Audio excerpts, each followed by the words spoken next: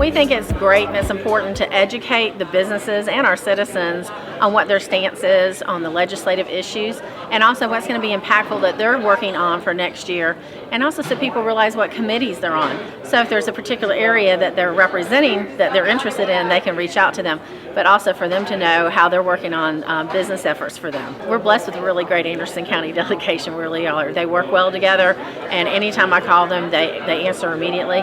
So they want to do what they can to help our businesses succeed, and they want to hear what the businesses need. But if you have anything from a business community standpoint, you're out there, let us know what we can do for you, what is bothering your business, what keeps you up at night, so that we can let them know, because that's what we're there for. The chamber was built to go and talk with our legislators on what we can do to protect our business community.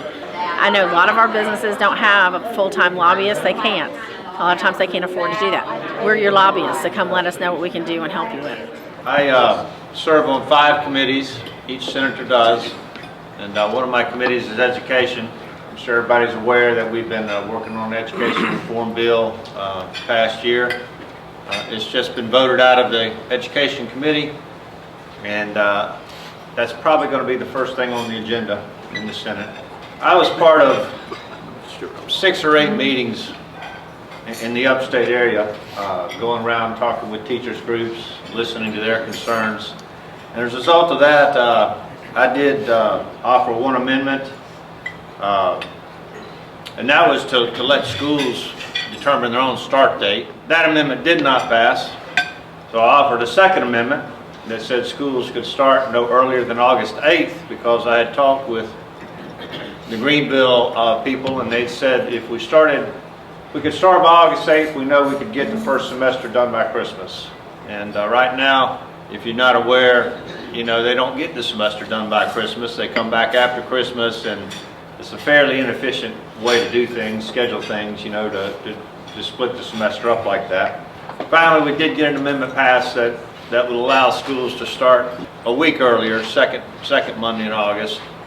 And I imagine that we're going to have a big fight about that when we get to the floor, because the coastal people, particularly in Horry County, want it to be later, you know, for the tourism. But I think we've got to do first and foremost what's best for the students and for education.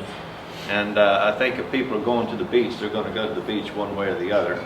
That a week's difference in our start date could be helpful and could allow a lot of these districts to get the first semester done by Christmas. Y'all all know that we've had a great issue with the failed nuclear power plants in the middle of the state, and sometime in the next 6 months we're going to probably make a decision on how that's going to be dealt with, and I can't tell you because nobody knows what that decision is going to be. We've asked for 3 proposals. One proposal would be a sale of Santee Cooper. A second proposal we've asked for is, you know, tell us through a proposal how an outside company could manage Santee Cooper, but it still be the state-owned utility. And then the third proposal we've asked for is give us your best shot at how you could restructure Santee Cooper, keep it in the hands of the state, but restructure it so it's a more efficient organization. I don't know how many of y'all are familiar with what's called the Convention of the States, or Article 5 Convention, but I think you're going to see some activity in the Senate at least to put forward a narrowly tailored resolution to call for a convention, an Article 5 convention, specifically for the purpose of a balanced budget amendment to be created that would then be sent to the states for ratification. I believe there's 28 states that have already passed such a resolution, and so there's just a handful of more states that are needed. They passed resolutions specifically, you know, for a balanced budget amendment, and I think we're probably going to take a shot at that in the Senate. One thing I did promise when I was campaigning was that I would introduce a term limits bill, and I have introduced a term limits bill, and very briefly what I am asking is that we amend our Constitution to say that the citizens have the right to set term limits for their state legislators. Now, I'm taking a 2-step approach to this. The first step would be to amend the Constitution. A second step would be separate legislation that would actually spell out what those limitations would be.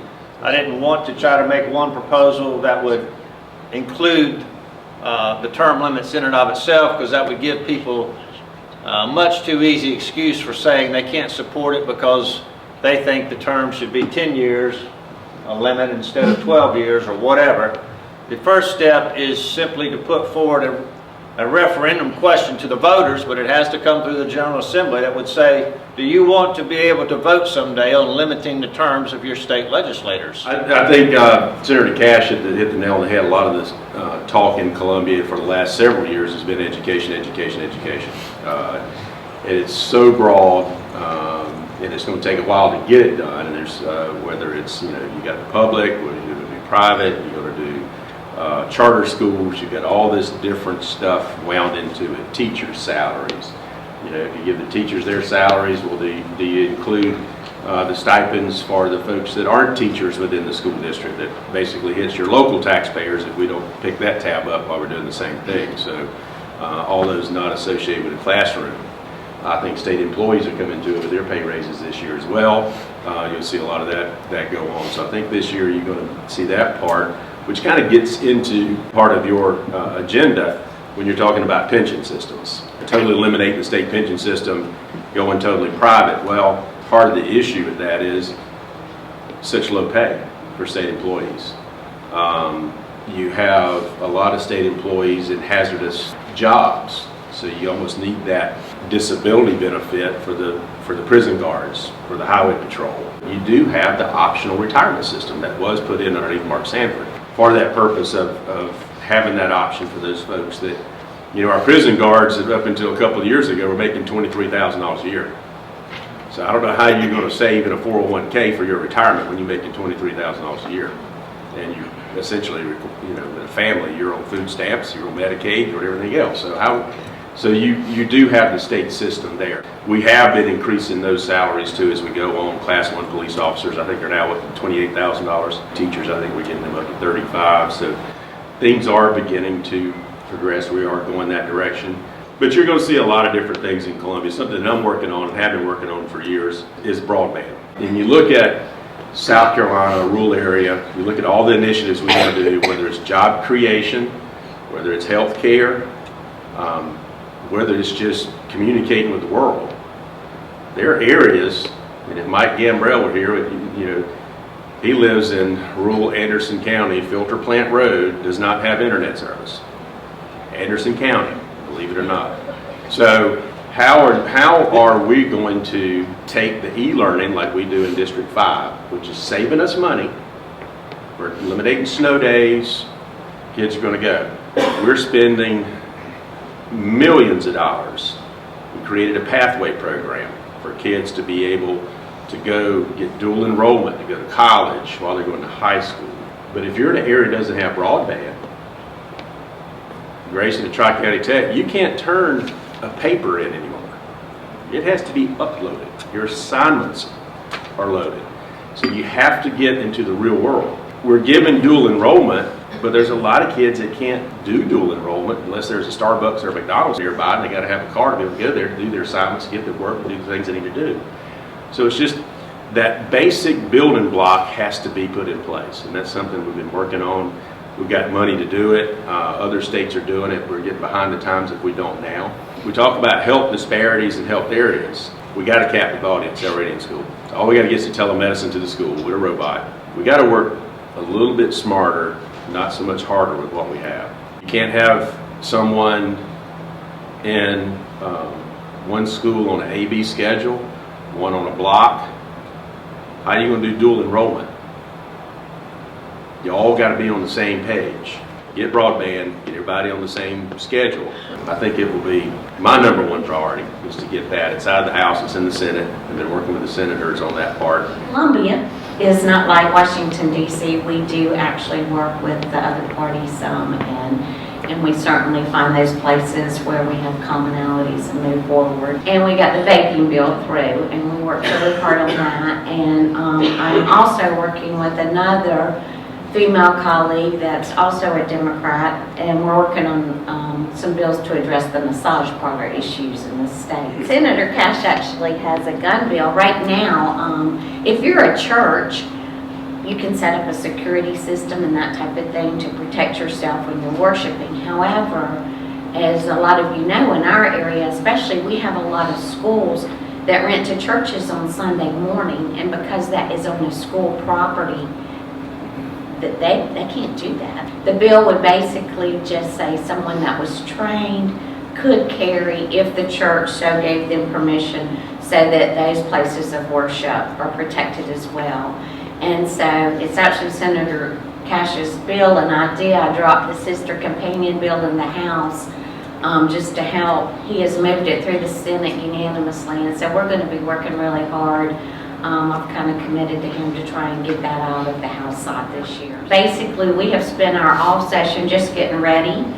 As Senator Cash mentioned, Representative Cox actually set us up with meetings with every single school and the administration for School District 1. We went and met with them. We passed out questionnaires because we felt like there were probably some things they didn't want to say in front of the administration, and we wanted to make sure that we got real answers about the concerns of the teachers in our area. And as Senator Cash mentioned, Santee Cooper, to try and get experience to know everything there is to know about that. It's a true education process. And when you start talking about Santee Cooper, something that your state owns, and the possibility of getting rid of it, we need to truly understand every aspect of that. So I know that that's going to be a huge education learning process for me. No, if a lot of you realize, but if your kids are staying in the after-school program at the Y or something like that, they operate by totally different regulations than our child care centers.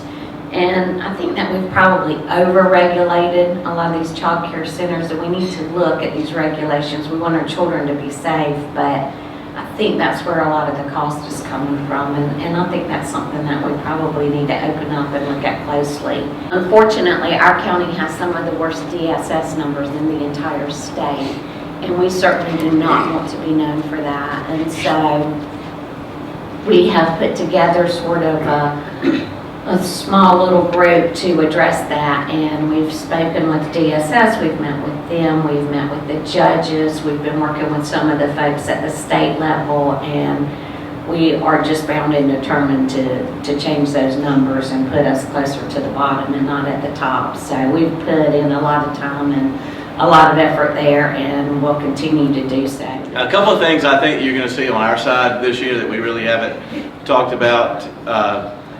You know, we have $1.8 billion of overpay, some people say, or savings. It's accumulated over 3 years, okay, a lot of that money.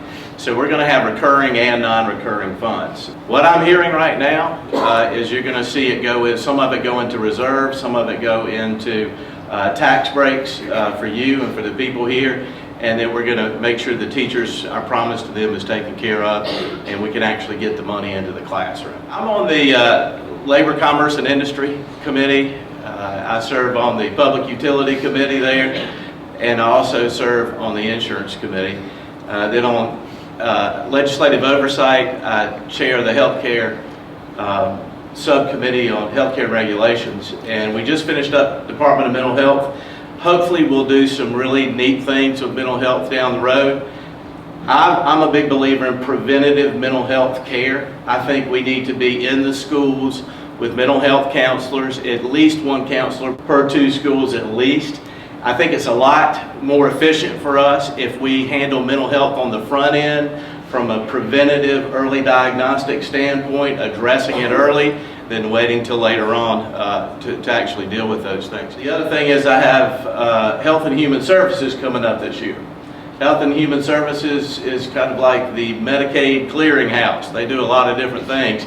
It's kind of like the big bear. So we're going to be getting into Health and Human Services and oversight. Hopefully, from what I've been working with a group from Johns Hopkins, systems engineer, and hopefully from what I've gathered from all their data in vast databases, there's probably 10, the range is really extensive, but there's 10 to 62% of fraud in the Medicaid system.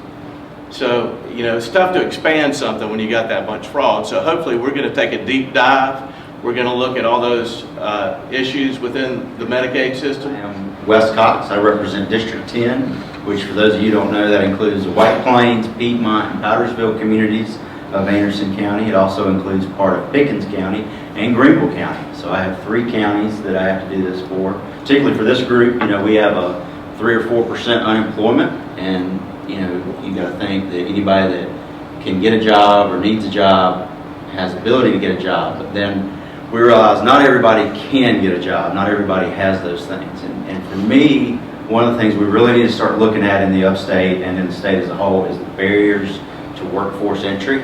And once you get there and get a job, I'm not sure if it was the Chamber's legislative survey or something else, but I saw a survey that said 40% of the people put down reliable transportation as one of their barriers to the workforce. We need to look at transportation issues as a whole in a region and getting people and moving them to the places where the jobs are.